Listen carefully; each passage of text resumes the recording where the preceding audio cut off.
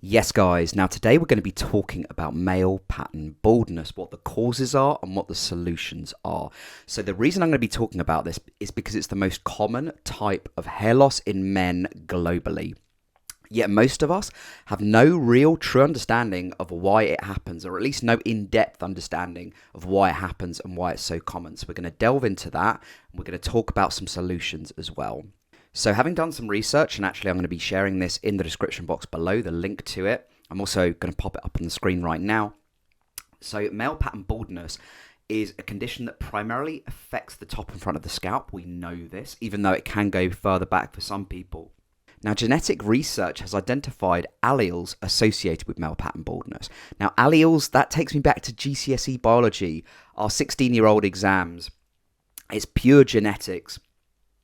These alleles appear to be undergoing positive sexual selection in European and East Asian populations, as male pattern baldness may be seen as a masculine attribute associated with seniority and higher social status. That's probably the first time in my life I've heard about something positive associated with the devastating effects of male pattern baldness. Do you get what I mean? But I can kind of understand it.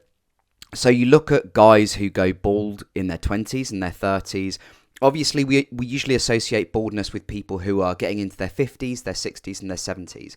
But what the research is indicating is that this could have been a very positive sexual selection advantage for males who went bald in their 20s and their 30s. It gave them an appearance of seniority. It would have given them a higher social status. You kind of look at, let me use an example for you. Look at all of the presidents across the world, the leaders, the prime ministers, or the presidents of some of the biggest countries in the world. They're not in their 20s or their 30s, are they? They're in their 60s, they're in their 70s.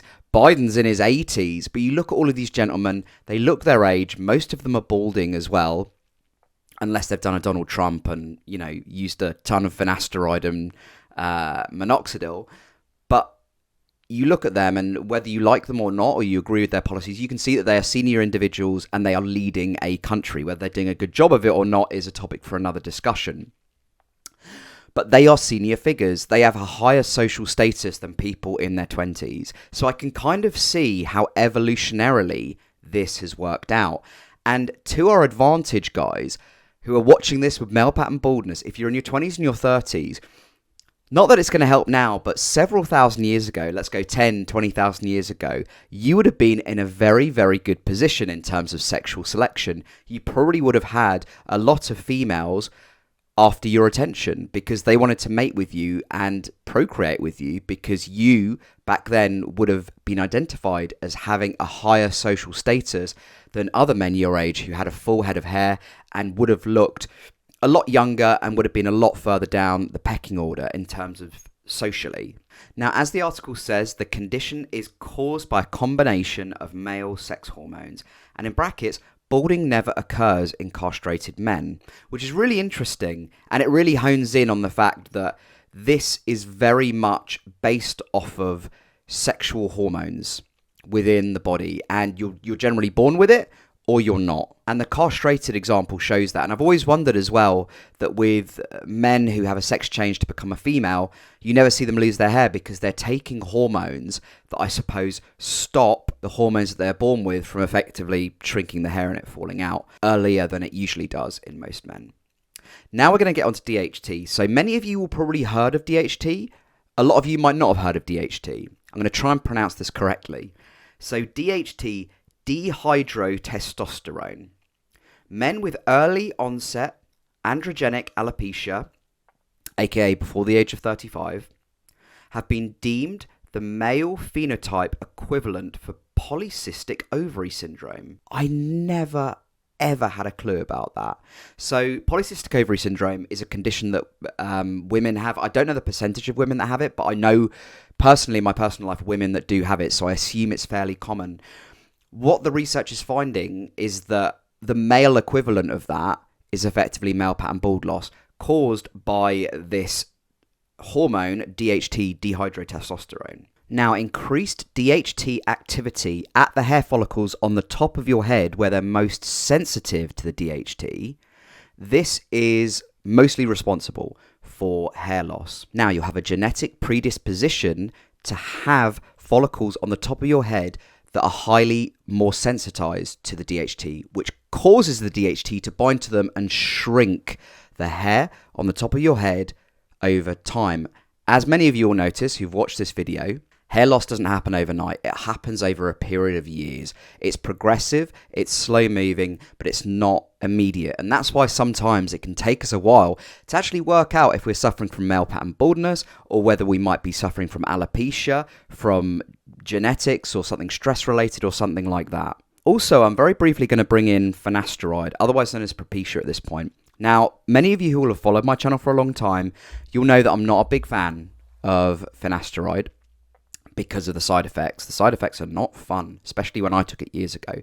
But I can see why it slows down hair loss now, because finasteride actually blocks the DHT from getting to your hair follicles. It doesn't completely block it, but it does significantly block it, so it can slow down your hair loss significantly over a period of time. Now, you might be asking, why did this form of sexual selection only affect Europeans and East Asians?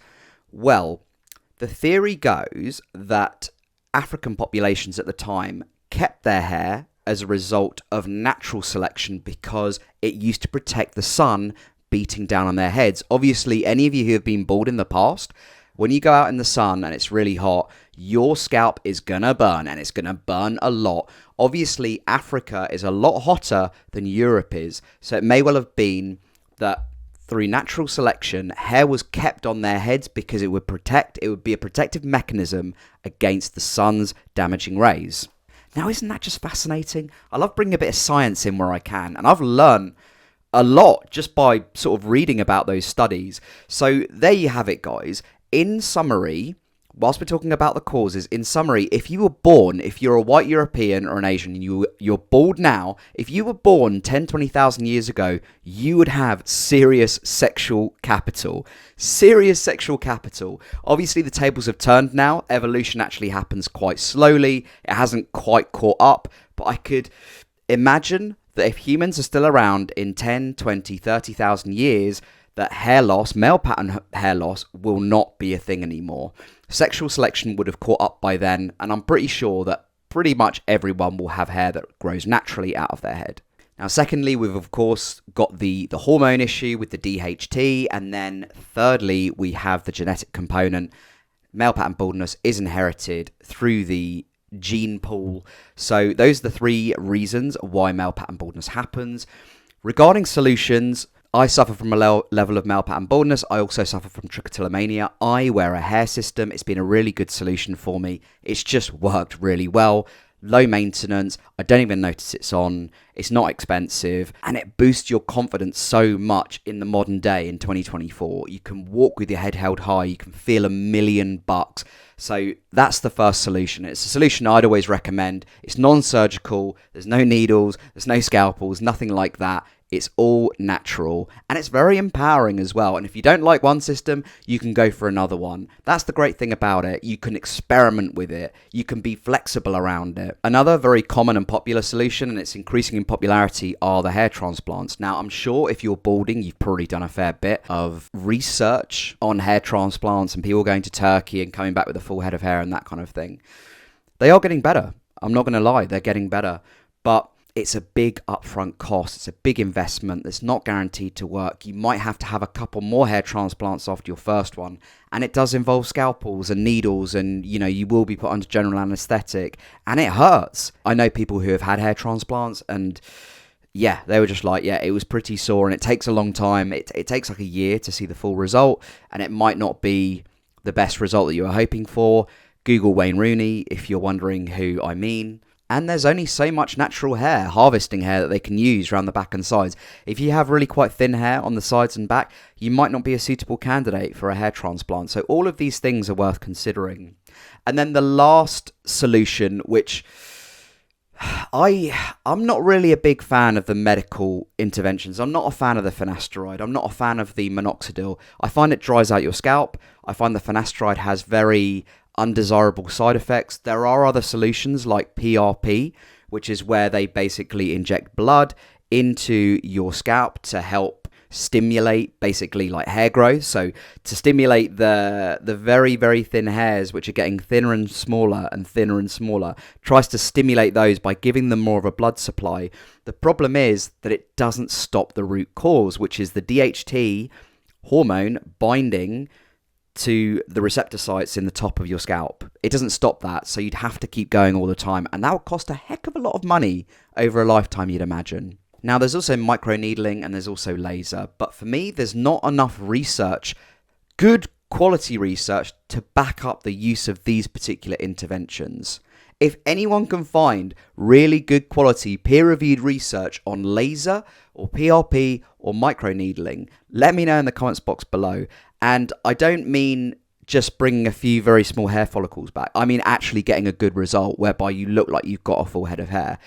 Other than that, I think it's just a bit of a waste of money for me personally. Did you find that discussion interesting about male pattern baldness? Did you guys learn anything from that? I actually really enjoyed making this video. It was just very scientific and talking about sexual selection and talking about natural selection and evolution. It's absolutely fascinating. Social status, seniority. There's so much that I've managed to pack into that video. If you want to learn and read more, I will put the link in the description box below. If you're enjoying my content and you are new around here, please don't forget to subscribe and hit that like button. I'm going to try and get 25 likes for this video, so please help me get there. Don't forget you can get a 15% off discount on Levivid hair systems. I'm wearing one right now. Check it out. If you want the same system as me, go to the description box again and it's down there. The link is there, as is the discount code. I'll speak to you very soon, guys. Bye for now.